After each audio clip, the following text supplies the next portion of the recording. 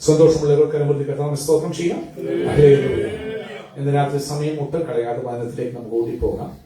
ഈ വർഷം മുഴുവനും പരിശുദ്ധാത്മാവ് ഞങ്ങൾക്ക് തരുന്ന ചിന്താ വിഷയം ഇത് വളർച്ചയുടെ ഒരു വർഷമാണ്. ഭൗതികത്തിൽ വളരുന്ന കാര്യമല്ല, ഇത് ആത്മീയത്തിൽ ദൈവം ആഗ്രഹിക്കുന്ന അളവിൽ. നമ്മൾ പലപ്പോഴും വളർച്ചയെക്കുറിച്ചും ദൈവത്തിൽ പ്രസാദമുള്ളതിനെ കുറിച്ചും ഒക്കെ മനസ്സിലാക്കി വെച്ചിരിക്കുന്ന വളരെ ദൂരെയാണ്. വളരെ നമ്മുടെ ചിന്തകളും വളരെ ദൂരെയാണ്. പരിശുദ്ധാത്മാവ് ചിന്താവിഷയം തരുമ്പോൾ ദൈവം ഇതൊന്നും അല്ലല്ലോ, അതിലും ആഴങ്ങൾ ഒത്തിരി ഉണ്ടല്ലോ എന്ന് ചിന്തിക്കുമ്പോൾ ഒന്ന് അലേർട്ടാകാൻ ദൈവം നമ്മെ സഹായിക്കും. അതുകൊണ്ട് ഇന്ന് പരിശുദ്ധാത്മാവ് വർഷത്തിന് ആരംഭത്തിൽ തന്ന ചിന്താവിഷയം എഫെസ്യ ലേഖനം 4-ാം അധ്യായത്തിന്റെ 14-15 വാക്യങ്ങൾ, 15-16 വാക്യങ്ങൾ എന്ന് വായിച്ചാൽ 15-16 വാക്യങ്ങൾ.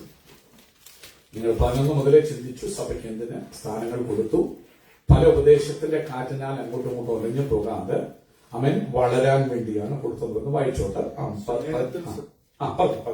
സ്നേഹത്തിൽ സത്യം സംസാരിച്ചുകൊണ്ട്. അപ്പൊ ഒന്ന്, ദൈവം സഭയില് അധികാര സ്ഥാനങ്ങൾ അല്ലെങ്കിൽ പൊസിഷൻസ്, അപ്പോയിന്റ്മെന്റ് പൊസിഷൻസ് ആക്കി. അവിടെ പൗരോഹിത്യമില്ല, ഞാൻ എപ്പോഴും പറയും. അത് പറഞ്ഞാലേ പറ്റുള്ളൂ. കാരണം പഴയ നിയമം ദൈവം മാറ്റി. പൗരോഹിത്യം സഭയ്ക്കില്ല. നമ്മെ രാജകീയ പുരോഹിതന്മാരാക്കി. ഒറ്റ മഹാപുരോഹിതനേ ഉള്ളൂ, അത് യേശു കർത്താവ്. ഞാൻ എന്റെ സ്വയം എടുത്ത് പറയുന്നില്ല, ബൈബിൾ പഠിപ്പിക്കുന്നതാണ് പറയുന്നത്. ആ യേശു കർത്താവാകുന്ന മഹാപുരോഹിതൻ നമുക്ക് മുമ്പേ സ്വർഗീയ സ്വന്തം വിശുദ്ധ സ്ഥലം, സ്വർഗീയ ആ അതിവിശുദ്ധ സ്ഥലത്തേക്ക് നമുക്ക് മുമ്പ് പോയി പിതാവാം ദൈവത്തിന്റെ വലത്ത് വാർത്ത് നമുക്ക് വേണ്ടി മധ്യസ്ഥം കഴിക്കുന്നു. യേശു ക്രിസ്തുവാകുന്ന മഹാപുരോഹിതൻ വെളിപ്പെട്ട് കഴിഞ്ഞപ്പോൾ പഴയ നിയമത്തിൽ തന്ന എല്ലാ കാര്യങ്ങളും നിഴല് മാത്രമാണെന്ന് മനസ്സിലാക്കാം. പൊരുളായവൻ വെളിപ്പെട്ട് കഴിയുമ്പോൾ നിഴലിന് പിന്നെ വിലയില്ല. ആമേൻ സ്വന്തം. ഇവിടെ ഒരു ഫോട്ടോ ഇരിക്കുന്നിരിക്കട്ടെ. ആമേൻ സ്വന്തം. ചിന്തിക്കുക, ട്രംപിന്റെ ഫോട്ടോ ഇവിടെ ഇരിക്കുന്നു. പക്ഷെ ട്രംപ് ഇവിടെ വന്നു കഴിഞ്ഞാൽ പിന്നെ ട്രംപിന്റെ ഫോട്ടോയ്ക്ക് വിലയുണ്ട്. ട്രംപിന്റെ ഫോട്ടോ നോക്കാനും പോകത്തില്ല. ട്രംപ് ആണെങ്കിൽ എന്ന് പറഞ്ഞ പോലെ റിയൽ ആയിട്ടുള്ളവൻ വന്നു കഴിയുമ്പോൾ നിഴലുകൾക്കൊന്നും പ്രാധാന്യതയില്ല. ബൈബിൾ പഠിപ്പിക്കുമ്പോൾ എബ്രായ ലേഖന കർത്താവ് പഠിപ്പിക്കുകയാണ്, പഴയതിനെ നീക്കം ചെയ്തു. പഴയ തെറ്റായിട്ടല്ല, പഴയതിന് നമ്മെ രക്ഷിക്കാൻ കഴിഞ്ഞില്ല. കാരണം നമ്മുടെ പാപനിമിത്തമാണ്. ദൈവത്തിന്റെ ഉപദേശം തെറ്റായതുകൊണ്ടല്ല, നമ്മുടെ ജഡത്തിൽ നന്മ വസിക്കാത്തത് കൊണ്ട് പുതിയ നിയമം സ്ഥാപിച്ചു. അപ്പോൾ ഓരോ സ്ഥാനങ്ങള് സഭയ്ക്ക് കൊടുത്തു. നിങ്ങളത് വായിക്കുമ്പോൾ 11-12 കാണാൻ പറ്റും. അവൻ ചില അപ്പോസ്തലന്മാരായും ചില പ്രവാചകന്മാരായും സുവിശേഷകന്മാരായും ഇടയന്മാർ, അല്ലെങ്കിൽ അത് ഇംഗ്ലീഷിൽ പറയുന്ന പാസ്റ്റേഴ്സ്, അത് മിനിസ്റ്റേഴ്സ്, പാസ്റ്റേഴ്സ്, ഇവരൊക്കെയും ഇടയന്മാരായും ടീച്ചേഴ്സ് പഠിപ്പിക്കും. 5 സ്ഥാനങ്ങൾ സഭയ്ക്ക്. ഇവിടെ മധ്യത്തിൽ പല സ്ഥാനങ്ങൾ ചേർന്ന ചിലരുടെ ഗ്രൂപ്പിന്റെ ലീഡറിനെ ഒരു ബിഷപ്പ് അല്ലെങ്കിൽ അധ്യക്ഷൻ എന്ന് പറയും. അങ്ങനെ പല സ്ഥാനങ്ങൾ ഇടയ്ക്ക് ഡീക്കൻസ് ഒക്കെ ഉണ്ടെന്ന് പറഞ്ഞാലും മെയിൻ ഓഫീസേഴ്സ് സഭയ്ക്ക് 5 സ്ഥാനങ്ങളാണുള്ളത്. എന്തിനാണ് തന്നത്?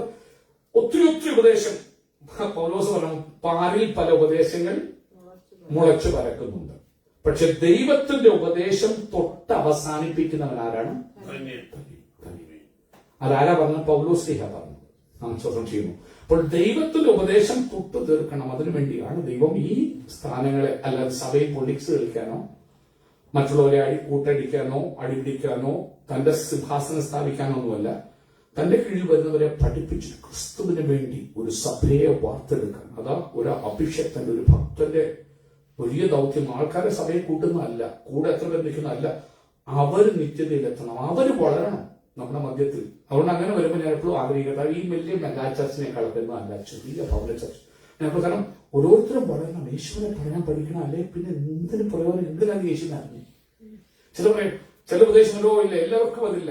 യേശുവിനെ പറഞ്ഞു. യേശു എന്ന് പറയാൻ വല്ലതും വേണോ? ഈ നമ്മൾ പറയും കഴിവ്, നമ്മുടെ കഴിവ് വേണ്ട സുവിശേഷം പറയാൻ. യേശു പറഞ്ഞു, ഞാൻ എന്റെ സഭയെ. ഇന്ന് അനേക പ്രസംഗങ്ങളും ഒക്കെ കേൾക്കാൻ പോകുന്ന വലിയ വാക്ചാതുര്യമുള്ള പേര് കേട്ടുള്ള പ്രസംഗം. എന്തിനാ? നിങ്ങൾ യേശുവിനെയാണ് കാണാൻ പോകുന്നത്, അതോ വരാൻ പോകുന്നവന്റെ കഴിവിനെയോ ചാതുര്യത്തെയോ? വചനമാകണം നമ്മുടെ കേന്ദ്രം. വചനമാകണം നമ്മെ നയിക്കണം. വചനത്തിൽ സന്തോഷിക്കാൻ ഏത് കഴിവില്ലാത്തവൻ പറഞ്ഞാലും ആ വചനത്തോടൊന്ന് ശ്രദ്ധിച്ച് മനസ്സൊന്നിരുന്നാണ്ടല്ലോ നമ്മുടെ ഉള്ളം സന്തോഷിക്കും. മടന്നു വരട്ടെ. സഭയെ പഠിപ്പിക്കും. അങ്ങനെ പറഞ്ഞു വരുമ്പോൾ പൗലോസ് പറയുന്ന ഒരു കാര്യം, സ്നേഹത്തിൽ എന്ത് ചെയ്യണം? ഒത്തിരി പേര് സത്യം സംസാരിക്കുന്നത് സ്നേഹത്തിലല്ല, പോളിന്റെ ആത്മാവിലാണ്. സത്യമൊക്കെ പറയുന്നത്. പക്ഷെ സംസാരിക്കുന്ന തലമണ്ട തല്ലി പൊട്ടിക്കുന്ന രീതിയിലാണ്. അതല്ല. നിങ്ങളൊരു കാര്യം പറയുമ്പോൾ നിങ്ങളുടെ അന്തരാത്മാവിൽ സ്നേഹമായിരിക്കണം ആ വ്യക്തി. അവളൊപ്പം സത്യം സംസാരിക്കുമ്പോൾ നിങ്ങൾ കെയർഫുൾ ആണ്. സത്യമായിരിക്കണം പറയുന്നത്, സ്നേഹത്തിൽ പറയണം. ആ സത്യം പറയുന്ന ആ വ്യക്തിയെ തകർക്കല്ലേ. ഈ സത്യം പറയേണ്ട ആ വ്യക്തി ഒടുങ്ങിപ്പോലും എന്തൊരു പറയണമുണ്ടോ? നീ ആ സത്യം പറയുന്നത് ആ വ്യക്തിയെ വളർത്താനും ആ വ്യക്തിയെ ശക്തനാക്കണം, നിന്നെക്കാൾ മുമ്പിൽ ഓടിപ്പിക്കാനുമായിരിക്കണം. അതാ ബൈബിൾ നമ്മെ പഠിപ്പിക്കുമ്പോൾ മറ്റുള്ളവരെ നിങ്ങളെക്കാൾ. നമ്മുടെ ലക്ഷ്യം സഭയിൽ വരുമ്പോൾ ചുമ്മാ നല്ല സമയം ഇന്നത്തെ ഇവിടുത്തെ പാസ്റ്റർമാരൊക്കെ നല്ല ലക്ഷ്യം, എല്ലാം നല്ല, അവരെല്ലാം ചട്ടക്കൂട്ടുകൾ ഉണ്ടാക്കിക്കണം. അവരുടെ സഭയിൽ ആള് നിൽക്കണം. അവരുടെ ഏക ലക്ഷ്യം ദശാംശം വേണം, സഭയുടെ പേയ്മെന്റ് അടഞ്ഞ് പോകണം. പിന്നെ ആരാധനയോ കർത്താവിന് മഹത്വം കൊടുക്കുന്ന ഒന്നുമല്ല. സഭയുടെ കാര്യം നടക്കണ്ടേ ഇവരില്ലെങ്കിൽ. അതുകൊണ്ട് എന്തും എല്ലാം പിന്നെ അഭിനയങ്ങളാണ്, റിയാലിറ്റി ഇല്ല. അങ്ങനെ വരുമ്പോൾ എന്ത് പറ്റും? തെറ്റുള്ളവനെ കണ്ട് സ്നേഹത്തിൽ സത്യം പറഞ്ഞ് ശാസിക്കാൻ പറ്റൂല. ശാസിക്കാൻ അവനെ ബോധില്ല. പോയിക്കാൻ സഭ നടക്കുന്നതിനെയാണ്. അങ്ങനെ വരുമ്പോഴാണ് ഞാൻ പറയുന്നത് പണ്ടത്തെ ഭവന സഭകളാണ് ഏറ്റവും നല്ലത്. കറിയാൽ എനിക്ക് ഒത്തിരി ആനന്ദമായി. ഇത് വെച്ച നാൾ മുതൽ മീറ്റിംഗ് ഹൗസ് ഓടുന്ന അതിന്റെ പേര്. ഒത്തിരി പേര് ഇല്ലേലും എപ്പോഴും പെട്ടകങ്ങളുണ്ട്. രണ്ടുപേരാണേലും ഉണ്ട്. അവൻ സ്വന്തം ചെയ്യുന്നു. അതുകൊണ്ട് ആനന്ദവുമായി ഇത്രയും പൈസ കൊടുക്കുമ്പോൾ ഭർത്താവേ ആലയമുണ്ടല്ലോ. അപ്പോൾ ആലയം എടുത്തിട്ട് കൊടുക്കേണ്ട കാര്യമില്ല, നമ്മുടെ തന്നെ വീടാണ്. അതുകൊണ്ട് നിങ്ങൾക്ക് ചില പറയും, ഓ നല്ലൊരു വീടുണ്ട്, വീട് വേണ്ടത് നിങ്ങളുടെ അപ്പാർട്ട്മെന്റിൽ വെക്കാമെന്നേ പ്രാർത്ഥന. എനിക്കിന്നോ അറിയാം, രാജപ്രഭൊക്കെ ഫേസ്ബുക്ക് ലൈവായിട്ട് കാണുമെന്ന് പറയുന്നത് ക്ഷമിക്കണം, പറയാതിരിക്കാൻ പറ്റുകയില്ല. കാരണം ഇവിടെ ടീസ്റ്റേൽ എന്ന് പറഞ്ഞൊരു അപ്പാർട്ട്മെന്റ് കോംപ്ലക്സ് ഉണ്ട്. ഒരു ദേവദാസിന്റെ ഒക്കെ സ്വന്തമായിരുന്നു. ഇപ്പോഴാണോ ഇല്ലെന്ന് എനിക്കറിയത്തില്ല. അപ്പോൾ അവിടെ ഒരു മത്തവക്കാര് പ്രാർത്ഥന വെക്കാൻ ആഗ്രഹം പറഞ്ഞു. ഞാൻ പോകുമ്പോൾ ഞങ്ങൾ ഡ്രമ്മും സൈറ്റും പോകാൻ എല്ലാം കൊണ്ട് പോകുന്ന പ്രാർത്ഥന. ഞാൻ ഒത്തിരി തല്ലിയടിച്ച് ബഹളമൊന്നും വെച്ചില്ല. കാരണം ഒത്തിരി അപ്പാർട്ട്മെന്റുകളും നമുക്കറിയാം. അപ്പൊ അവിടെ പോയി നമ്മൾ പാടുമ്പോൾ കൈയടിച്ച് വലിയ ബഹളമൊന്നും വെച്ചില്ല. എന്നാൽ പ്രാർത്ഥന വെക്കാൻ ആഗ്രഹം പറയുമ്പോൾ നിങ്ങളുടെ അപ്പാർട്ട്മെന്റിൽ പ്രാർത്ഥന ചില പറഞ്ഞു, അയ്യോ നിങ്ങളുടെ അപ്പാർട്ട്മെന്റ് ഈ 4 പേര് തറയിരിക്കാൻ പറ്റുമോ? വെക്ക പ്രാർത്ഥന അന്ധകാരം പോട്ടെ നിങ്ങളുടെ വീട്ടിൽ നിന്ന്. നമ്മൾ വെക്കുമ്പോൾ വന്ന് ആ പ്രാർത്ഥന വെക്കുന്ന അനുഗ്രഹമാണ്. അമ്മൻ പ്രിയ ലിജു സിസ്റ്റർ കൊണ്ട് ഓർക്കുന്നുണ്ടല്ലോ. അവിടെ അമ്മൻ ട്യൂൺ ഹൗസിൽ താമസിക്കുമ്പോൾ ഷാജി ബ്രദറിരിക്കുമ്പോൾ ജീവനോടുള്ളത് വീട്ടിൽ പ്രാർത്ഥന വെക്കുമായിരുന്നു. ഇപ്പോൾ അവർക്ക് വിശാലതയും ഒത്തിരി വരുത്തി അനുഗ്രഹിച്ചു. നോക്കൂ, അവിടെ പ്രാർത്ഥന വെച്ചുമ്പോൾ രാജപ്രഭുവിന്റെ വീട്ടിലും അദ്ദേഹത്തിന്റെ വീട്ടിലും പ്രാർത്ഥന വെക്കുമ്പോൾ അവരെന്ത് ചെയ്യുന്നു അറിയാമോ? വക്കീൽ നോട്ടീസ് കൊടുത്തു. വക്കീൽ നോട്ടീസ്. വിശ്വാസികളാണേ ഒടേവര് വക്കീൽ നോട്ടീസ്. അപ്പോൾ കൃഷിക്കാരൻ നന്മയാണ്. ആപ്പാടെ ആ ബ്രദറിന്റെ വീട്ടിൽ ആ ബ്രദർ മാത്രമേ കാർഡോണിൽ ചോദിക്കുന്നു. ആപ്പാടെ ഒരാഴ്ചത്തെ ശമ്പളം കൂടി വന്ന് $240-250 ആയിരിക്കും കഴിക്കുന്നത്. പോയാ ഒരു വീട് കിട്ടാൻ യാതൊരു വഴിയില്ല. പുള്ളിക്കാരി ജോലി ചെയ്യുന്നില്ല. അത് കൊടുത്തതിന്റെ പിറ്റേ ആഴ്ച ഒരു പിൻ ഹൗസ് അവരെഴുതിപ്പിച്ചു. ജോസ് പാസ്റ്റ് കഴിഞ്ഞ ദിവസം വന്ന് പ്രസംഗിച്ചപ്പോൾ ഞങ്ങളുടെ അപ്പൻ 10,000 രൂപ ബാങ്കിൽ ഇട്ടിട്ട് പണിയാൻ നോക്കി. വർഷം തന്നെ വീട് പണിയാൻ പറ്റിയോ? യഹോവ കുഞ്ഞെ ദൈവയിതല്ലേ മുന്നേ അവന്റെ രാജ്യം നീതിയും നിന്ന് അന്വേഷിക്കാൻ മനസ്സ് വെക്കുക. നിങ്ങളുടെ സ്ഥിതിക്ക് തന്നെ മാറ്റം വരും. നിങ്ങളുടെ ചിന്താഗതി തന്നെ മാറ്റം വരും. ദൈവം അനുഗ്രഹിച്ചു. നമ്മുടെ വീട് വെക്കാൻ വേണ്ടി പറയുന്നതല്ലേ, അല്ലെങ്കിൽ അതിനുവേണ്ടി ഞാൻ അതേ അല്ല പറയുന്നു. നോക്കൂ, നമ്മൾ ദൈവത്തിന് വേണ്ടി നമ്മുടെ ഭവനങ്ങൾ തുറന്നു കൊടുക്കണം. വലിയ വലിയ മെഗാ ചർച്ചിനേക്കാളും ചെറിയ ചർച്ചകൾ. അപ്പോൾ ഇവിടെ ഞങ്ങളുടെ മധ്യത്തിൽ വരുമ്പോൾ ഞങ്ങളുടെ ഫിലിപ്പോസ് സെന്റർ പറഞ്ഞ പ്രസംഗം പുള്ളിക്കാരന് അവൻ ക്രിസ്തുവിൽ 3 വയസ്സായില്ലേ? ക്രിസ്തുവിൽ സ്നാനപ്പെട്ട് 3 വയസ്സായി. ഞങ്ങൾ ഡോക്ടർ പോയി പാപത്തെ നാളെ അത്യാവശ്യമുള്ള കാര്യമുണ്ട്. അവൻ ഒത്തിരി പ്രിപ്പയർ ചെയ്യാം. രാത്രി മൊത്തം ഇരുന്ന് പ്രിപ്പയർ ചെയ്താലേ പുള്ളിക്ക് നാളെ പോയി പ്രസംഗിക്കേണ്ട കാര്യം പ്രസംഗിക്കാൻ പറ്റുള്ളൂ. പുള്ളിക്ക് അനുസരണം ചെയ്യുന്നു. ഡോക്ടർ ഒരുമിച്ചായിരുന്നല്ലേ? 3 ഒരുമിച്ചായിരുന്നു. ഞങ്ങളുടെ മധ്യത്തിൽ അവർ സങ്കീർത്തനം പറയുന്നു. അവരുടെ പ്രസംഗത്തിന്റെ പാഠവുമല്ല, എല്ലാവരോട് ചേർന്ന് നാഥനെ ശുശ്രൂഷയുള്ള മധുരമുണ്ടല്ലോ, അത് വ്യത്യസ്തതയാണ്. കാരണം എല്ലാവരും വളരണം. അവൻ സ്വന്തം ചെയ്യും. എല്ലാവരും വളരണം. എന്റെ കുഞ്ഞുങ്ങളെ കൊണ്ട് ഞാൻ വചനം പറയിക്കും. ഇവിടെ അനേക വലിയ വലിയ പാസ്റ്റർമാരെ, കോട്ടയം കഞ്ഞിക്കുഴി സഭയിലൊക്കെ ഇരുന്ന പാസ്റ്റർമാരുടെ ഒക്കെ മക്കൾ ഇവിടെ വന്നിട്ടുണ്ട്. ഒറ്റ വട്ടം പോലും വചനം എന്ത് കിട്ടില്ല. എന്നിട്ട് അവര് പാസ്റ്റർമാരുടെ മക്കളാണ്. എന്തോ പറയേണ്ടെന്ന് പോലും അവർക്ക് അറിയിട്ടില്ല. ഇവിടെ വന്ന് ആദ്യം സങ്കീർത്തനമായ കൊടുത്തുള്ള കാരണം നമ്മുടെ കുഞ്ഞുങ്ങൾ നമ്മുടെ മധ്യത്തിലല്ലേ പ്രിയമുള്ളവരെ വളരുന്നത്. നമ്മുടെ കുഞ്ഞുങ്ങളെ വളർത്തുന്ന നമ്മളല്ലയോ പ്രിയമുള്ളവരെ? അത് വളർത്താതെ ഒഴിവാക്കി നമ്മളങ്ങ് എല്ലാം ഏറ്റെടുക്കുമ്പോൾ ഈ കുഞ്ഞുങ്ങളും വളരണം. ചില പറയും ജനറേഷൻ ഗ്യാപ്പ്. അങ്ങനെ ഒരു സംഭവമില്ല. പിശാചിന്റെ വലിയ വഞ്ചനയാണ്. നിങ്ങളുടെ കുഞ്ഞുങ്ങളെ നിങ്ങളുടെ മധ്യത്തിൽ വളർത്തി നോക്കിയാൽ നിങ്ങളുടെ കുഞ്ഞുങ്ങൾ മലയാളം തന്നെ പറയും, മലയാളം തന്നെ വായിക്കും, മലയാളത്തെ അവർ ബഹുമാനിക്കും. എന്റെ കുഞ്ഞുങ്ങൾ മലയാളം എഴുതിയും വായിക്കുകയും. എന്തിനാ? അവരെ നമ്മുടെ മധ്യത്തിൽ വളർത്തണം. അവരെ യൂത്ത് പാസ്റ്റ് എന്ന് പറഞ്ഞ യൂത്ത് ഗ്രൂപ്പായിട്ട് വിടണ്ട, നമ്മുടെ മധ്യത്തിൽ അവർ വളരണം. അങ്ങനെയുള്ള കാര്യങ്ങൾ സ്നേഹത്തിൽ കാര്യങ്ങൾ പറയാം. സ്നേഹത്തിൽ സത്യം സംസാരിച്ച് എന്ത് ചെയ്യണം? ക്രിസ്തുവാകുന്ന തലയോളം സകലത്തിനും വളരുവാൻ. വളർച്ചയാണ് ലക്ഷ്യം. ആൾക്കാർ കൂടുന്നതല്ല ലക്ഷ്യം. വളരണം. വളർന്നവരെ ചേർക്കാനാണ് പുത്രൻ വരുന്നത്. വിളിക്കപ്പെട്ടവർ അനേകരാണ്, തെരഞ്ഞെടുക്കപ്പെട്ടവരെ ചുരുക്കം. വളർച്ച പ്രാപിക്കാത്തവർ. ചില പറയും ഞാൻ ഹോളി. അനേകരുടെ വിചാരം ചില പറയാം വിശുദ്ധിയെ കുറിച്ച് ആകാശപ്പെട്ട് പറഞ്ഞ് ഞാൻ ചിന്തിക്കത്താവേ വചനം വെച്ചു. ഞാൻ എപ്പോഴും പറയുന്നത് ഇവിടുത്തെ ഏറ്റവും ദുഷ്ടൻ ഞാനാന്ന് പറയും. കാരണം എന്താണെന്ന് ചോദിച്ചു കഴിഞ്ഞാൽ എനിക്ക് തന്ന അനുഗ്രഹങ്ങൾ വെളിപ്പാട് വെച്ചിരുന്നത് പോലെ ഞാൻ പ്രയോജനപ്പെടേണ്ടത്.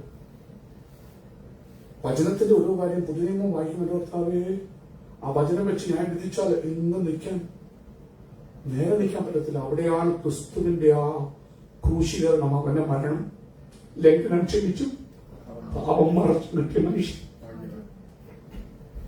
ഇവിടെ നിൽക്കുമ്പോൾ ക്രിസ്തുവിന്റെ മരണം എന്റെ ലംഘനം മറച്ചു, പാപം മറച്ചത് കൊണ്ടാണ് ഇവിടെ നിൽക്കുന്നത്. അല്ലാതെ സ്വന്തം വിശുദ്ധിയുടെ ആധിക്യം കൂടിയതുകൊണ്ടല്ല. അതായിരിക്കണം എന്റെ നിങ്ങളുടെ അസ്തിത്വം. വേറെ ഒന്നും ആകല്ലേ. ബാക്കിയെല്ലാം നിഗളം. Spiritual pride. എപ്പോഴും ഓർക്കണം, വീഴ്ച സംഭവിച്ചത് താഴെയല്ല, വീഴ്ച സംഭവിച്ച എവിടെയാണെന്ന് അറിയാമോ? അതെവിടെയാണ്? ദൈവസന്നിധിയിൽ നിൽക്കുന്ന ലൂസിഫർ. ബൈബിൾ അവനിൽ കുറ്റം കണ്ടെത്തുന്നവരെ അവൻ നിഷ്കളങ്കൻ. ദൈവത്തിന്റെ കാര്യാദികളെ, ബിസിനസ് കാര്യങ്ങളെ നോക്കി നടത്തിയവനായിരുന്നു ലൂസിഫർ. അവനുള്ളിൽ പ്രൈഡ്. എന്റെ അർത്ഥം ദൈവമക്കളാണ് സൂക്ഷിക്കേണ്ടത്, ലോകമനുഷ്യർക്ക്. കാരണം ഉയരത്തി എന്നുള്ളൊരു വീഴ്ചയാണ് ഏറ്റവും വലിയ അപകടം. അവിടെ എപ്പോഴും നമ്മൾ ഭയപ്പെടണം. കർത്താവേ, നിന്നെ ഭയപ്പെടാൻ എന്റെ ഹൃദയത്തെ ഏകാഗ്രമാക്കണേ. നിന്റെ വഴികളെ തിരിച്ചറിയാൻ, നിന്റെ ഹൃദയത്തെ തിരിച്ചറിയാൻ എന്റെ ഹൃദയത്തെ ഏകാഗ്രമാക്കണം. അപ്പം സ്നേഹത്തിൽ സത്യം സംസാരിച്ച് ക്രിസ്തുവാകുന്ന തലയോളം സകലത്തിലും വളരണം. അടുത്ത വാക്യം എന്താണ്? ശരീരം മുഴുവൻ യുക്തമായി ചേർന്ന് ഏകീഭവിച്ചു ഓരോ അംഗത്തിന്റെ അതത് വ്യാപാരത്തിന് തക്കവണ്ണം ഉദവി ലഭിക്കാനുള്ള ഏത് സന്ധിയാലും സ്നേഹത്തിലുള്ള വർധനയ്ക്കായി അവനിൽ നിന്ന് വളർച്ച പ്രാപിക്കും. ശ്രദ്ധിക്കണം, സഭയെ ശ്രദ്ധിച്ചു കേൾക്കണം. എനിക്ക് ആ പാട്ട് വേണമെന്ന് പറയാം. സഭയെ, തിരുസഭയെ, ദൈവത്തെ മറന്നിടല്ലേ. തലയെ മറന്നുപോയ ഉടലിന് സഭയിൽ നടക്കുന്ന ഓരോ കാര്യം നോക്കണം. നിങ്ങളുടെ വാക്യം നമ്മുടെ ശരീരത്തിൽ ഓരോ സിന്യൂസും മസിൽസും ഓരോ നാഡീ വ്യൂഹങ്ങളും ചേർന്ന് ഒരുമിച്ച് വളരുമ്പോഴാണ് ആ ശരീരമാകുന്നത്. ആ തലയ്ക്ക് നിവരെ നിൽക്കാൻ പറ്റുന്നത്. ഓരോ സഭകളിലും നടക്കുന്ന കാര്യങ്ങൾ വലിയ മഹത്വത്തോടെ. ഞങ്ങള് മേശയ്ക്ക് ഇരുന്നില്ല. ഇയാളുടെ വലിയ ഗമ പറയുന്ന പോലെ പറയുന്ന ഇതൊക്കെ കവളമടൽ വെച്ച് കടിക്കാൻ ആരുമില്ലാത്തതുകൊണ്ട് ബൈബിള് പഠിപ്പിക്കുന്നത് വരുവോളം അവന്റെ മരണത്തെ വിളിച്ചു പറയുന്ന ശുശ്രൂഷയെ കർത്താവിന്റെ മേശ. എനിക്ക് നിങ്ങൾക്ക് നിൽക്കാൻ വേറെ ഒന്നുമില്ല. അടിസ്ഥാനം പറഞ്ഞു പോയാൽ നീതിമാൻ എന്ത് ചെയ്യും? ചില പറയും എന്തും ചെയ്യുമെന്ന്. നീ നിത്യ നരകത്തിൽ പോയി വീഴും. നമ്മുടെ അടിസ്ഥാനം എന്ന് പറയുന്നത് ക്രിസ്തുവിന്റെ മരണമാണ്. പിശാച് നിനക്ക് യോഗ്യതയില്ലെന്ന് പറഞ്ഞ പിതാവിന്റെ വലത്തുഭാഗത്ത് എന്നെയും നിങ്ങളെ അപവാദം പറയാൻ നിൽക്കുമ്പോൾ എനിക്ക് പറയാനുള്ള യേശു എനിക്ക് വേണ്ടി മരിച്ചു.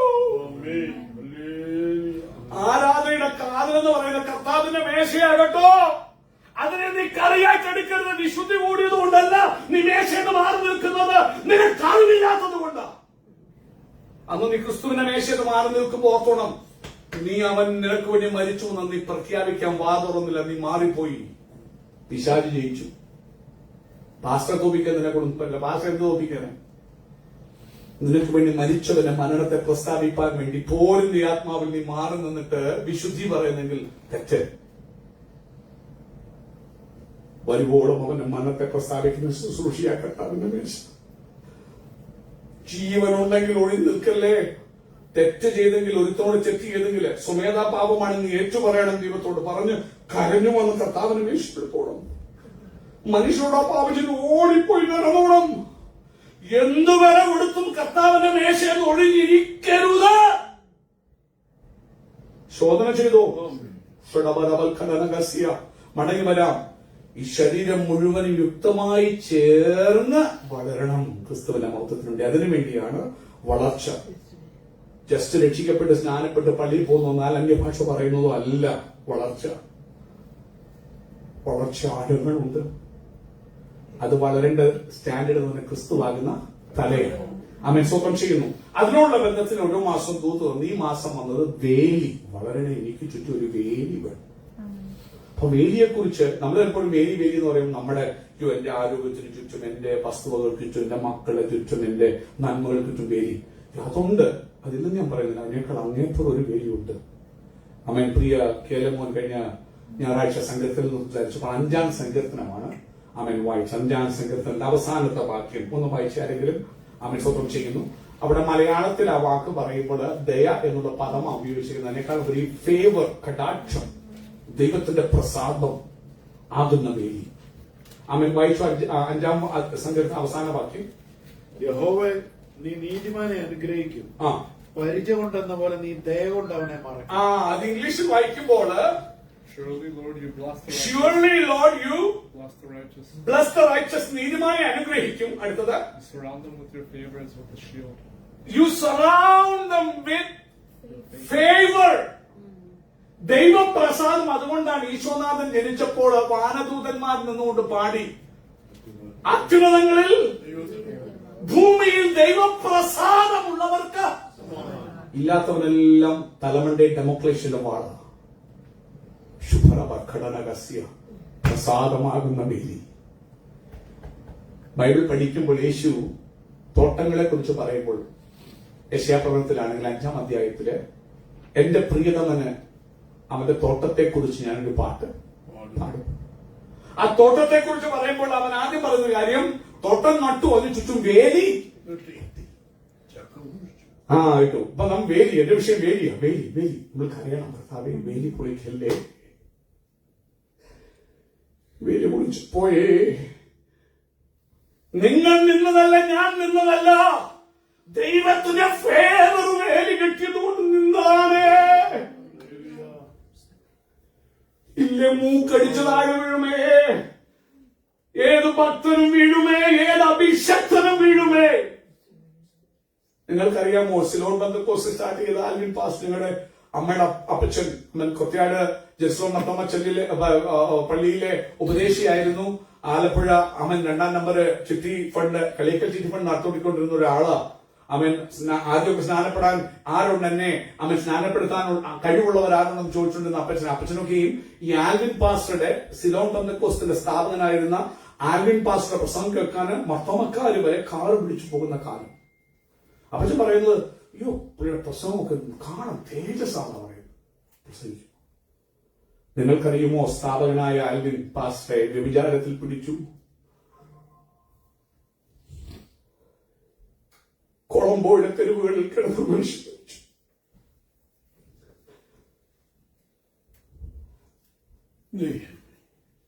കൃപയുടെ പേരിൽ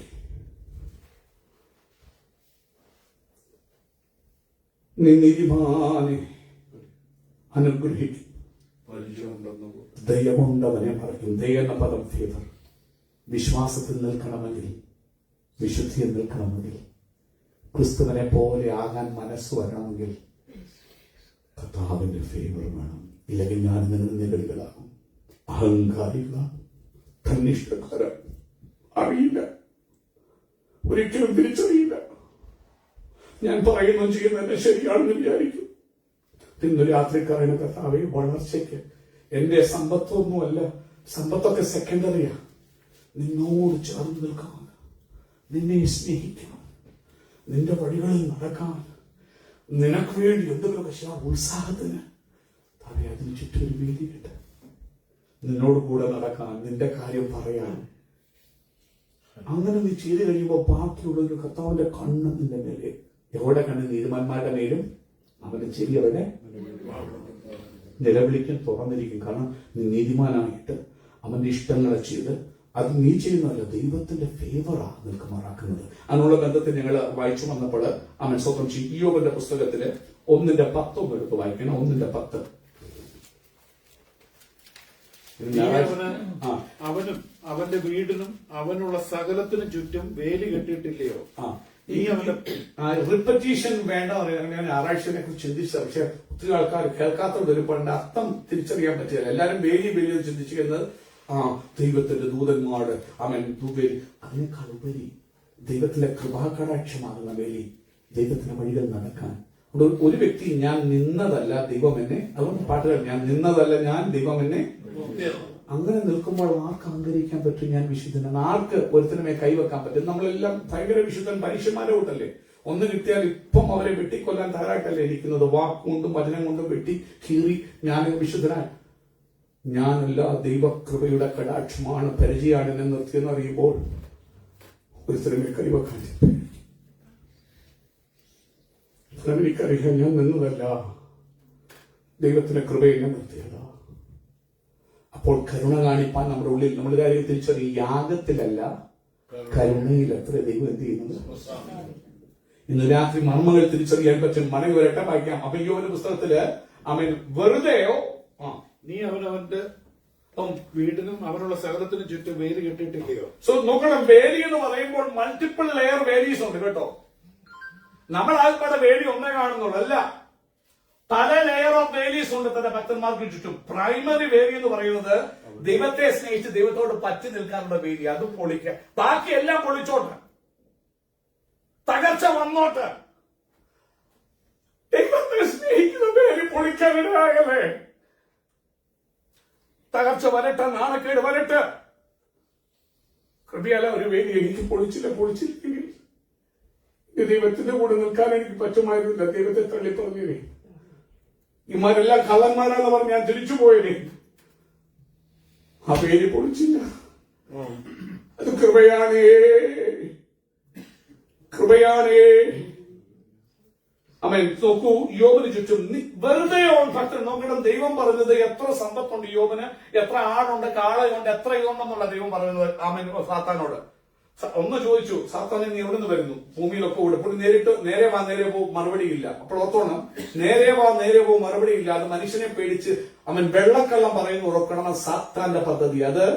അവൻ പരിജ്ഞാനമാണ്, തെറ്റിദ്ധരിക്കരുത്. അതിനെയാണ് സാത്താന്റെ വഴി എന്ന് പറയും. ദൈവം ചോദിക്കും, നീ എവിടെ നിന്ന് വരുന്നു? ഞാൻ ഭൂമിയിലല്ല. കള്ളമാണോ? അല്ല. പുള്ളി മുമ്പ് ഓടാടിയിട്ടായിരുന്നു. പക്ഷെ അന്നേരം വരുന്നത് ഒരു ഭക്തന്റെ മേൽ കണ്ണു വെച്ചിട്ട്. ദൈവമക്കള് ഭയങ്കര മിടുക്കരാണ് സാത്താനെ പോലെ പറയാൻ. ഇങ്ങോട്ടാണോ പോകുന്നില്ല, അങ്ങോട്ടാ പോകുന്നു പറയും. ആണോ നീ ഇങ്ങോട്ടും പോകുന്നു, പക്ഷെ അങ്ങോട്ട് അതുവഴി കറങ്ങിയായിരിക്കും. ഇങ്ങോട്ട് വരുന്നേ ഉള്ളൂ. സത്യം പറഞ്ഞു പക്ഷെ ഉള്ളതാണോ? അല്ല. കാരണം മനുഷ്യനെ പേടിയാ, ആരും അറിയല്ലെന്ന്. അയ്യോ ദൈവമാ നിന്റെ പേടി, ദൈവമാ നിനക്കും നിന്റെ കുളം ചുറ്റും പേര് കിട്ടുന്നത്. നീ മനുഷ്യനെ ഭയപ്പെടരുത്. മനുഷ്യഭയം ഒരു കണിയാണ്. അനേകര കണിയിൽ വീണിട്ട് കള്ളവും വ്യാജവും എല്ലാം പറയും. അതുകൊണ്ട് യാതൊരു കാര്യമില്ല. എത്ര നാണം കെട്ടാലും ആര് എന്ത് ദോഷം ചെയ്താലും സത്യത്തിൽ നടക്കാൻ എന്നെ പഠിപ്പിക്കണമേ, ഉള്ളത് പറയാൻ എന്നെ പഠിപ്പിക്കണമേ. മടങ്ങി വരട്ടെ. ഉടനെ ദൈവം ഡയറക്റ്റ് ആയി ഒന്നും ദൈവം വളച്ച് കറങ്ങി ഇങ്ങനെ കറങ്ങി മൂക്കെ പിടിക്കത്തില്ല. നേരെ വന്ന് മൂക്ക് പിടിച്ച് നേരെ തൊടുക എന്നുള്ളവരുടെ ഉള്ളൂ. ഒറ്റ ചോദ്യം, എന്താ ചോദിക്കുന്നത്? എന്റെ ദാസനായ യോബിന്റെ മേൽ ദൃഷ്ടി വെച്ചു. പിന്നെ പ്രവാചകന്മാരെ തപ്പി പോകണോ നിങ്ങൾക്ക്? ഇത്ര സ്നേഹിക്കുന്ന ദൈവത്തെ കണ്ടു കഴിയുമ്പോ ഇവിടെ പ്രവാചകനൊന്നും വേണ്ട. നീ ഒരു ഭക്തനാണ്, ദൈവത്തെ സ്നേഹിക്കുന്നവനാണ്. പാസ്മാരൊന്നും കൈവശം നിന്റെ മേൽ. കാരണം നീ അവനെ സ്നേഹിക്കുമ്പോൾ നിന്റെ കുഞ്ഞുങ്ങളുടെ മേലോ നിന്റെ തലമുറ മേലോ നിന്റെ മേലോ നോക്കിയാൽ ആരറിയുന്നറിയോ? ഇസ്രായേലിന്റെ പരിപാലകൻ. ഈ പേടിയുള്ളത് കൊണ്ടാണ് നിന്നെ കൊണ്ട് പ്രതികരിക്കാൻ.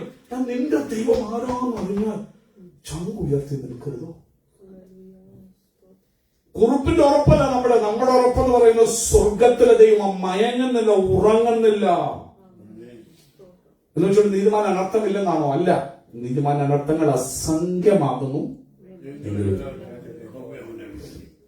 അത് പറയുമ്പോൾ ഞാൻ ഒരു കാര്യം ചോദിക്കും, അങ്ങനെയാണെങ്കിൽ യേശുവിന്റെ ശിഷ്യന്മാരെ എല്ലാവരെ ദൈവം വിടുവിച്ചോ? 12 പേരെയും കൊല്ലുമല്ലായിരുന്നോ? നമ്മുടെ അറിവ് മനസ്സിലാക്കണം. ഒന്ന്, പക്ഷെ അവരാരും അയ്യോ കർത്താവേ ചത്തേന്ന് പറഞ്ഞാണ് മരിച്ചത്. നല്ലവർ വരുന്നു, ഓട്ടം തികച്ചു, നീതിയുടെ കിരീടം എനിക്കായി. പത്രോസിനെ കൊല്ലുമ്പോ പറയുകയോ എന്നെ തലകീഴായി ക്രൂശിച്ചു കൊല്ലേ. നാഥന്റെ പാദങ്ങൾ ചുംബിച്ച് ഞാൻ എന്ത് ചെയ്യട്ടെ? മരിക്കട്ടെ. സ്തെഫാനോസിനെ കൊല്ലാൻ കല്ലെടുത്തുകൊണ്ട് പൗലോസ് അല്ലെങ്കിൽ അന്നത്തെ ശൗലിന്റെ നേതൃത്വത്തിന് ഓടി ചീറി അടുക്കുമ്പോൾ കൂർത്ത കല്ലുകൾ ദേഹത്തു നിന്ന് വീഴുമ്പോൾ അയ്യോ കൊല്ലുന്നേന്ന് പറഞ്ഞാണോ മരിച്ചത്? അവന്റെ മുഖം ഒരു ദൈവദൂതന്റെ മുഖം പോലെ. മർമ്മങ്ങൾ നിങ്ങൾ പഠിക്കണം. ക്രിസ്തു ഇന്ന് പലപ്പോഴും വിടുതൽ, സൗഖ്യം, അത്ഭുതം, അത് മാത്രമല്ല ക്രിസ്തീയ ജീവിതം. തകർച്ചകളുണ്ട്, വേദനകളുണ്ട്, റിയാലിറ്റീസ് ലൈഫ് ഉണ്ട്. അതെല്ലാം അറിയണം. എന്നിട്ട് മരിക്കുമ്പോൾ പുള്ളി പറയുക കർത്താവ്, അവൻ പേടിയല്ല. ദൈവദൂതന്റെ മുഖം പോലെ മരണം മുമ്പിൽ കാണുമ്പോൾ ദൈവദൂതൻ ഇന്ന് രാത്രി പ്രായമുള്ളവരായിട്ട് മരണത്തിനടുത്ത് നിൽക്കുന്നവര് ഭയമാകല്ല, മരിക്കാൻ പേടി വരണ്ട, നിന്റെ മുഖം സന്തോഷിക്കണം. കാരണം കർത്താവിനെ കാണണം. സ്വർഗം തുറന്നിരിക്കുന്ന പിതാവിന്റെ വലത്ത് ഭാഗത്ത് പുത്രൻ എഴുതി നിൽക്കുന്നത് ഞാൻ എന്ത് ചെയ്യുന്നു? എന്റെ പുള്ളി പറയാ കർത്താവ് ഇവർക്ക് ഈ പാപം. അപ്പോൾ നിങ്ങൾ ചിന്തിക്കുക, ആരാ കൊല്ലുന്നത്? ദുഷ്ടന്മാരായ മനുഷ്യരെ കൊല്ലുന്നത്. ദൈവത്തിന് ശക്തി ഇല്ലാഞ്ഞിട്ടാണോ? ദൈവത്തിന് ചില ഇഷ്ടങ്ങളുണ്ട്. ദൈവ ഇഷ്ടം ചെയ്ത് ഇനി കഴിഞ്ഞ ദിവസം ഞങ്ങൾ പ്രായനാട്ടിൽ വായിച്ചതാ. അവൻ വളർച്ചയെന്ന് പറയുമ്പോൾ അവൻ എന്താണ് അപ്പം? യേശു പ്രാർത്ഥിക്കാൻ പഠിപ്പിച്ച ഞങ്ങൾ കാടുകറി പോലെ പറയാതിരിക്കുന്ന വൃത്തിയില്ല വായി തരിക. യേശു പ്രാർത്ഥിക്കാൻ പഠിപ്പിച്ച പറഞ്ഞു ഞങ്ങൾക്ക് ആവശ്യമുള്ള അപ്പം എന്താണ്? അപ്പം അല്ല കഴിക്കുന്ന കാര്യം എല്ലാവരും ചിന്തിക്കുന്നത്. അത് മാത്രമല്ല അപ്പം. നിങ്ങൾക്കറിയാം യോഹന്നാന്റെ സുവിശേഷം 4-ാം അധ്യായത്തിൽ ശബരിയക്കായ സ്ത്രീയെ മഷിയെ കാണിച്ചു കൊടുത്തു കഴിഞ്ഞപ്പോൾ യേശുവിന്റെ തളർച്ചയിൽ പോയി, വിശപ്പം പോയി, എല്ലാം പോയി. ശിശുമാര് പട്ടണത്തിൽ പോയി ആഹാരം കൊണ്ടിട്ട് ഗുരുവിന് കൊണ്ടുവരാൻ ഓടി വരുമോ? ശ്രദ്ധയില്ല. എന്റെ വയറ് ഫുള്ള, ഞാൻ ആരെങ്കിലും കൊണ്ടുവന്ന് കൊടുത്തു കാണുമെന്ന് ശിശുമാർ വിചാരിച്ചു. യേശു പറഞ്ഞു നാളെ രാത്രി ആഹാരം എനിക്ക് കഴിക്കാറുണ്ട്. ഇന്ന് രാത്രി നിങ്ങൾ ആഹാരം കഴിക്കുന്നു. എന്നെ അയച്ചവന്റെ വേഗത്തിലേക്കുന്നത് അത് മരണമാണേലും തളർച്ചയാണേലും ഏകാന്തതയാണേലും വിവാഹമില്ലാത്തതാണേലും വഴിയെല്ലാം അടച്ചിട്ട് എല്ലാവരും കല്യാണം കഴിച്ചു പോകും, നീ മാത്രം ഒറ്റയ്ക്ക് തീരുമാനിച്ചപ്പോൾ ദൈവത്തിന് ഇഷ്ടം അതായിരിക്കും. അപ്പാ എന്റെ സ്വപ്നങ്ങളെ കമ്പരി നിന്റെ ഇഷ്ടം മതിയേ എനിക്ക്.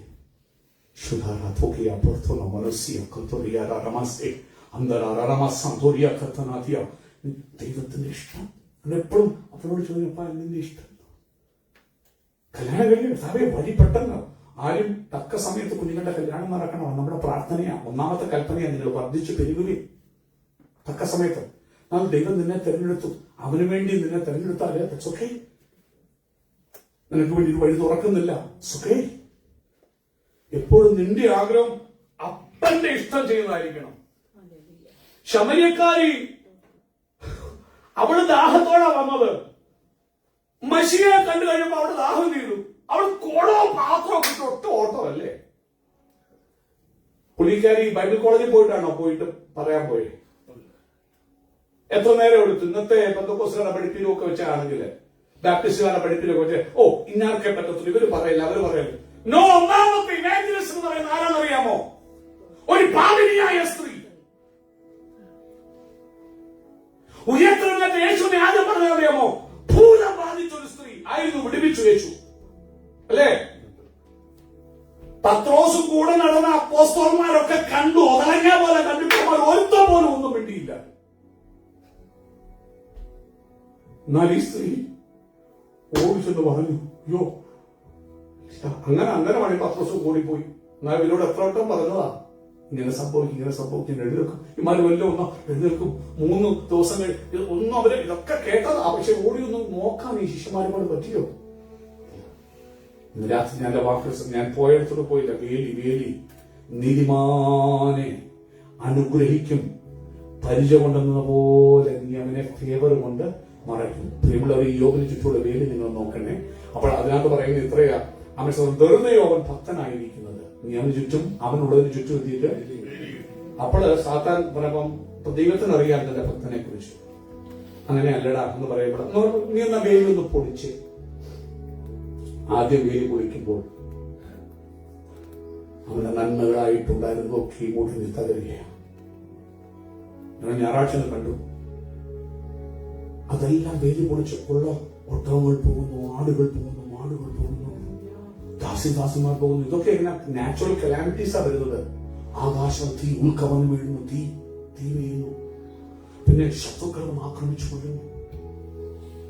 അവസാനം ഒരു കൊടുങ്കാറ്റ്, ചൊല്ലിക്കൊടുങ്കാറ്റ്, ഒരു ടൊർണേഡോ, ഒറ്റയടി 4 ഭാഗത്തും അടിച്ച് 10 പിള്ളേരും ഒരുമിച്ച് മരിക്കുന്നു. പ്രാർത്ഥിക്കുന്ന ഭക്തനാണ്, മക്കൾക്ക് വേണ്ടി എപ്പോഴും. നിങ്ങൾ എന്നിട്ട് ആ യോബിനെ നോക്കുമ്പോ വസ്ത്രം വലിച്ചു കീറുക, ചങ്കര വേദന സഹിക്കണം. എന്നിട്ട് വാദർന്ന് പറയാ, ദൈവം എന്താ വിചാരിച്ചോ? യോബിനെ എടുക്കൊണ്ടാണെന്ന് വിചാരിക്കുന്നുണ്ടോ? ചില വേലികളിൽ ദൈവം പൊളിച്ചിരുന്നില്ല. എല്ലാ തകർച്ച വരുമ്പോഴും ദൈവത്തെ സ്നേഹിക്കാനുള്ള വേലി പൊളിച്ചില്ല. അവൻ അതിലും കൊണ്ട് പാപം ചെയ്തില്ല. യോബിനെ എടുക്കൊണ്ടല്ല, ദൈവനെ പഠിപ്പിക്കുന്ന ഒരു കൃപ, ആ വേലി, ഫേവർ. അതിനുശേഷം 2-ാമത്തെ അധ്യായത്തിൽ വീണ്ടും ദൈവഭക്തന്മാരിരുന്നു. സാധാരണ ചെന്നു. അന്നേരം ദൈവസാക്ഷ്യം പറയും, എന്റെ ദാസനായ യോബിനെ പോലെ. പുള്ളി പറയുന്നത് സമ്പത്തല്ല, നീതിമാൻ, നിഷ്കളങ്കൻ, അവൻ ദോഷം വിട്ട് അകലുന്നവൻ, അവനെ പോലെ.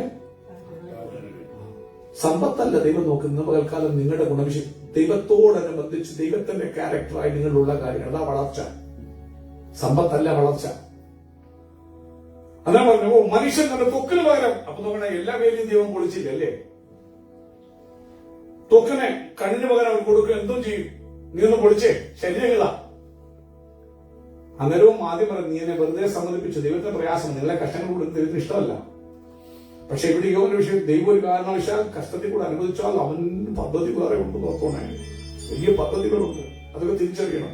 ദൈവം വഴി തിരിച്ചറിയുമ്പോൾ പിന്നെ നമ്മൾ ലോകമനുഷ്യപ്പെടെ നിരാശപ്പെടുത്തില്ല. അപ്പോഴത്തേക്ക് അവസാനം അങ്ങനെയാണ് ഒരു കാഴ്ച. ഓക്കെ, ഞാൻ ആ വേലിയോട് പൊളിച്ചു തരാം. പക്ഷെ അവന്റെ ജീവനെ തീരും. ഞാനെപ്പോഴും ഫിലിപ്പോസിനോട് ആരോഗ്യത്തിന്റെ വേലിയെല്ലാം പൊളിച്ചു, പക്ഷേ ജീവനെ ഇതുവരെ. എന്താ ദൈവത്തിന്റെ വേലിയ, നിന്നെ കഴിക്കുന്ന മരുന്നല്ല, നിന്റെ അവൻ ന്യൂട്രിയൻസിന്റെ ബ്ലഡിലെ അവൻ കോൺസ്റ്റിറ്റ്യൂഷൻ അല്ല. മനുഷ്യനെ ആശ്രയിക്കുന്നതിനേക്കാൾ, വൈദ്യന്മാരുടെ റിപ്പോർട്ടുകൾ ആശ്രയിക്കുന്നതിനേക്കാൾ പറയേണ്ട ദൈവമേ, നീ എന്റെ വേലി ചുറ്റും കെട്ടുന്നിടത്തോളം കാലം എനിക്കൊരു ദോഷവും എന്ത് ചെയ്യത്തില്ല. ഇവിടെ വന്നൊരു മനുഷ്യൻ ഇരിക്കുന്നു, ദൈവത്തിന്റെ പദ്ധതിയുടെ പേര് നോക്കുന്നത്. എങ്ങാണ്ട് കിടന്നൊരു പാസ്റ്റർ വഴി വരുത്തി പുള്ളിയുടെ മോനെ കൊണ്ട് പറയിച്ച് ഞെക്കി ക്ലീൻ ആക്കിക്കൊണ്ട് ഇപ്പം കരിഞ്ഞിവിടെ വന്നിരിക്കാൻ. ദൈവത്തിന്റെ വഴി, ദൈവത്തിന്റെ വഴി. അവസാനം അത് ഏൽപ്പിച്ചു കൊടുത്തു. ഉച്ചി മുതൽ കാല് വരെ തൊണ്ടയ്ക്കും കണ്ണിലും വായിലും എല്ലാം പരു. ചലം പൊട്ടി ഒലിച്ചിട്ട് വീട്ടിനകത്തിരിക്കാൻ വയ്യാതെ ചാരത്തി അവൻ സ്വന്തം എഴുത്തിലൊക്കെ പറയും ചാരം കൂടി നിന്നതായിരിക്കും. അവിടെ വന്നിരുന്നിട്ട് 8 ലക്ഷം കൊണ്ട് ചൊരണ്ട് ചൊറിയാൻ ഒന്ന് ചൊറിഞ്ഞു കൊടുക്കാൻ പോലും പറയില്ല. നീ പ്രാണെന്ന് സ്നേഹിക്കുന്ന വീട്ടുകാരും നാട്ടുകാരും ഒന്നും നിന്റെ കൂടെ കാണത്തില്ല കേട്ടോ. അന്നത്തെ ഭാര്യ ഇപ്പോഴും ഭക്തി മുറുകെ പിടിച്ചോണ്ടിരിക്കുകയാണോ? ദൈവത്തെ തള്ളി പറഞ്ഞ് മരിക്കണോ? അന്നേരം കുറിയുടെ വേലി, ഫേവറിന്റെ വേലി ചുറ്റുണ്ടെന്ന് അവൻ പറയുന്നത് ശ്രദ്ധിക്കണം. നീ ഒരു പൊട്ടി സംസാരിക്കുന്നത് തിരിച്ചു ചീത്ത വിളിക്കരുത്. ദൈവത്തിന്റെ കയ്യിൽ നിന്ന് നന്മ നമ്മള് ഇത്രയും നാളും അനുഭവിച്ചില്ലേ? നല്ല അപ്പനെ തന്നു, അമ്മയെ തന്നു, തലമുറകളെ തന്നു, അനുഗ്രഹങ്ങൾ തന്നു. ഒരുത്തിനും മുമ്പിൽ കൈനിട്ടായിടയാക്കിയില്ല. തിന്മ കൂടെ നമ്മള് ഇതിലൊന്നിലും പാവം പാവം ചെയ്യില്ല. എന്താ നീ വിചാരിക്കുന്നത്? ഈ യോബിനെ എടുക്കൊണ്ടാണോ? നീതിമാനെ നിദയ കൊണ്ടെന്ന പോലെ മറക്കുന്നത് അല്ലെങ്കിൽ നമ്മൾ ആരും നിൽക്കത്തില്ലെന്നേ. പിന്നെ കൂട്ടുകാര് കുറച്ച് പേര് വന്നു, ഒരാഴ്ച കുത്തിയിരുന്ന് കൂടെ കരഞ്ഞു. ഇങ്ങനത്തെ കൂട്ടുകാരെ നിങ്ങൾക്ക് കിട്ടത് അത്ര ഭക്തി, നല്ല കൂട്ടുകാരാണ്. നാറുന്നവന്റെ കൂടെ ഒരാഴ്ച കൂടെ ഇരുന്ന് അല്ലറി സംസാരിക്കുന്നില്ല, തലമുടിയൊക്കെ പിച്ചിപ്പറിച്ച് മണ്ണ് മാറിയിട്ട് അവർ അലറിക്കരയോ യോബിനോടിരുന്നു. നിങ്ങൾ വായിച്ചു, ഒരാഴ്ച ഇരുന്ന് നമ്മളൊക്കെ ആണെങ്കിൽ പകർച്ചയാകുന്നു. പ്രജോട് ഹലരിയോ എന്ന് പ്രാർത്ഥിച്ച് എണ്ണപൂശി തൊടാൻ പോലും മടിക്കുക, എണ്ണപൂശത്തൊന്നുമില്ല. പോയി ഒറ്റ തിരിച്ച് വീട്ടിൽ പോകാൻ നോക്കും. ഒരാഴ്ച ഇരുന്ന് അത്ര നല്ല. ചില പറയുന്ന ഫ്രണ്ട്സ് ഉണ്ടാകുന്നില്ല. ഫ്രണ്ട്സ് അല്ല കുഞ്ഞ് നിനക്ക് വേണ്ടത്. ഫ്രണ്ട്സ് വന്നപ്പോ പോയി വേലി. 3-ാം അധ്യായം തുറക്കുമ്പോൾ അതുവരെയും ദൈവത്തെ മഹത്വപ്പെടുത്തിയ യോബ് തന്റെ ആദരം തുറന്ന് തന്റെ ജന്മദിവസത്തെ ശപിച്ചു. ദൈവം കൈകൊണ്ട് യോബിനെ ഉണ്ടാക്കിയപ്പോൾ എത്ര മനോഹരമായ സൃഷ്ടിയായിരുന്നു. ദൈവം പോലും സാക്ഷ്യം പറഞ്ഞൊരു സൃഷ്ടിയെ ദൈവം ഉണ്ടാക്കി ലോകത്തിലേക്ക് കൊണ്ടുവന്ന ആ ദിവസത്തെ യോബ് എന്ത് ചെയ്യോ? ആകൊണ്ട്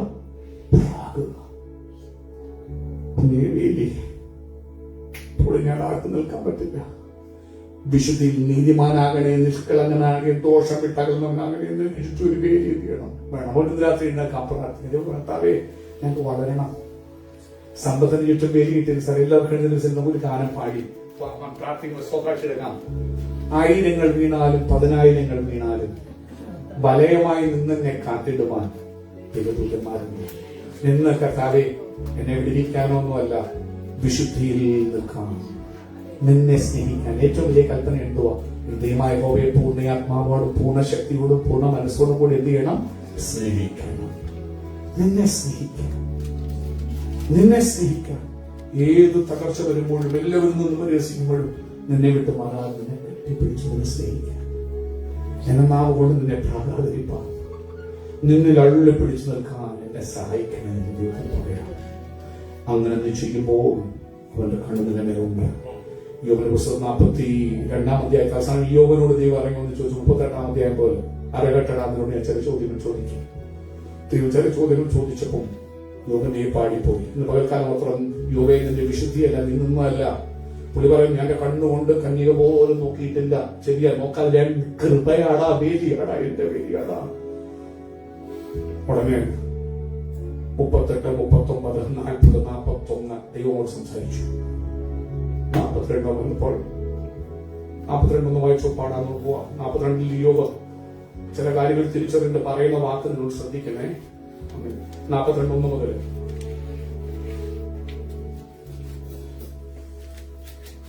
അതിന് യോബ് യഹോവയോട് ഉത്തരം പറയുക. 3 അധ്യായം 4 അധ്യായങ്ങൾ കർത്താവ് പറഞ്ഞ ചോദ്യത്തിന് ഒന്നും മറുപടിയില്ല, വിശുദ്ധന് മറുപടിയില്ല.